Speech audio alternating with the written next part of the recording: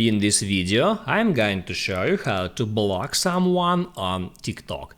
That is quite simple and easy to do, so let's begin. And first, open up TikTok app and let's say I don't want to see content from that specific user anymore.